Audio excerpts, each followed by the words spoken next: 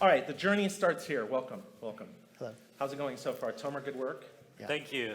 I'm glad I got it out of my system. Yeah. Yeah. There's probably like a lot of adrenaline. Shake it off. I think it's good. Okay, there we go. All right. I started with a quote to get us kicked off, right? Let us depart at once with a common saying that in delay there is danger, lend spurs to my eagerness to take the road. So I picked this.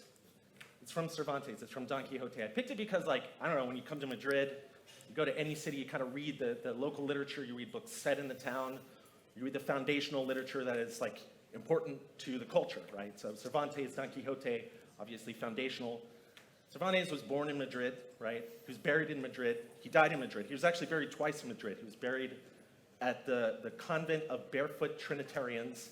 They lost his bones, searched for them for about 300 years, found them in 2015 and reburied him again. So lived once, died once, buried twice in Madrid. And this is from Don Quixote, which obviously is a foundational text. But the reason why I picked it in part is because, you know, it's about Alonso Quijano, this sort of down and out Hidalgo who starts to like imagine a world where he is actually this sort of knight errant, and he takes to the fields and he starts doing these deeds that he thinks are very daring, and it gives us the word quixotic, right? Quixotic in English, which means, dictionary definition, foolishly impractical, especially in the pursuit of ideals. But like really, when you kind of think about using the word quixotic, it means like a lot more than that, right? It's ambitious, it's imaginative, it's hopeful, optimistic, it's persistent in the face of terrible odds. And so I thought quixotic, that's the Soroban journey. It is a quixotic journey that we are on here. And this quote, you know, two things, like first of all, let's get the content started. Let's get going. There's so much to say. Let's move on. But also, I think there's, you know, something about Soroban and the nature, the way that we approached it, the 10 preview releases, shipping release after release, trying to get feedback as early as possible. But Don Quixote is always saying things about how it's so urgent he needs to get going. He has his companion, Sancho Panza, who is full of aphorisms, and this is a Sancho Panzaism. There's no taking trout with dry breeches. So this also made me think of Soroban, right? A year of wet breeches, preview releases, moving fast, breaking things. Everybody sort of rolling up their sleeves, getting wet.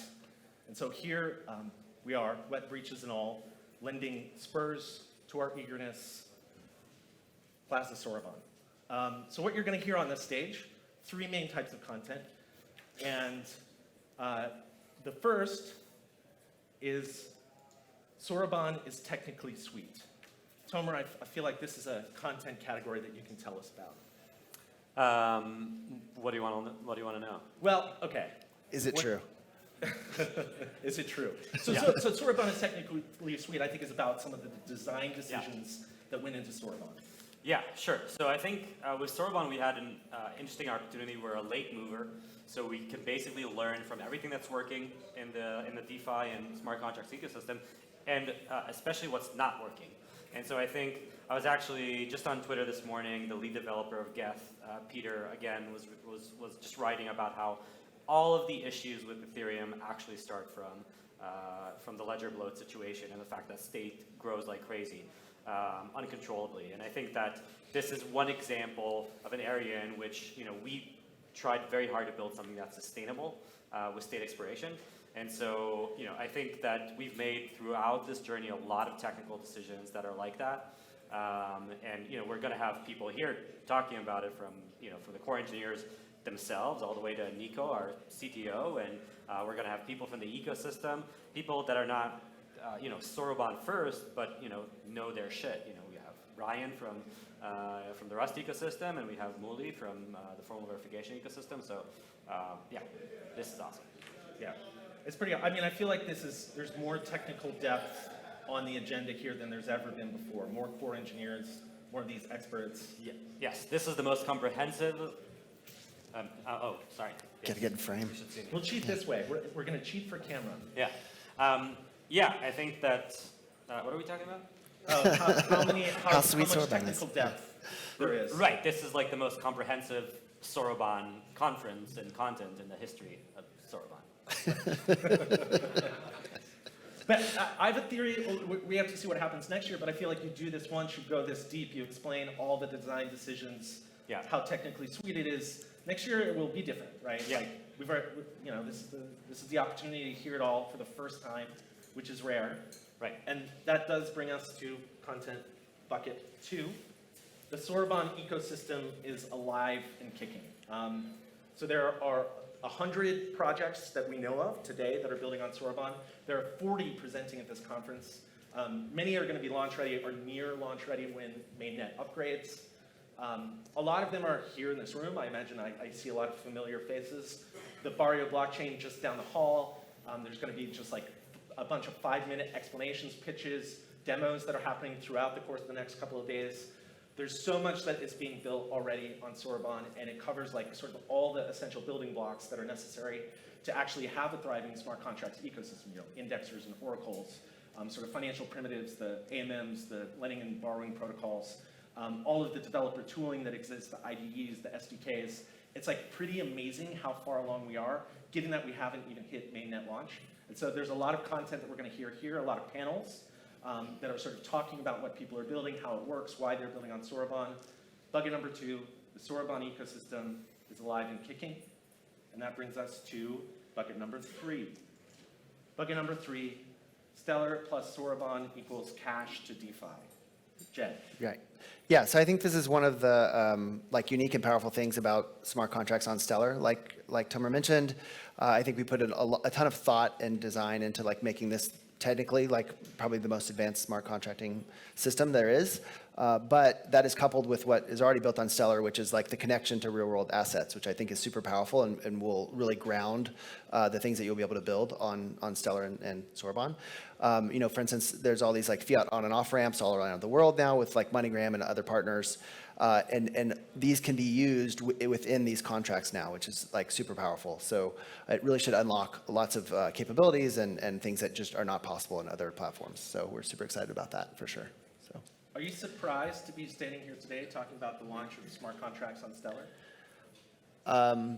Yeah, I mean, it's obviously a long time coming. We're late to the party, but I think it's actually ended up being an advantage, as was mentioned earlier, as we can learn from a lot of the path that was trod before and make a much better, more robust system. We're starting from a clean slate, which I'm sure a lot of these platforms wish they could do today, but they can't, right? So, yeah, but it's a welcome and needed change for sure. So, yeah. Cool. Yeah, that demo that Tomer was in your keynote, like, as you pointed out, it actually is unlocking this like amazing potential, right? It was pretty seamless. It was a click of a button, but it allowed users to move from cash to like a savings account, which is pretty rare, pretty weird. Anyway. Yeah, so the journey, the quixotic journey to Soroban, the quixotic journey of Plaza Soroban. Here's the journey map. There's a lot of different content of that. There's 20 sessions on the stage over the next 2 days. It will really, again, sort of fall into those 3 content categories. You'll be seeing a lot of technical details. You'll be hearing a lot from ecosystem companies that are building. And you'll also be seeing examples of how like sort of cash to DeFi connect to empower new opportunities. Including there's actually a sort of deep dive into that demo that we just saw on the main stage. And that deep dive will sort of help you actually see what's going on behind the scenes when you combine, beans to blend, when you look at how an app actually connects to a DeFi protocol. Tomer, Jed, are there any sessions on here that you're particularly jazzed about? Something that you really, I don't know. What's one that you're going to see? How about that? For me, I think both fuzzing and the formal verification sessions. Super excited about these ones.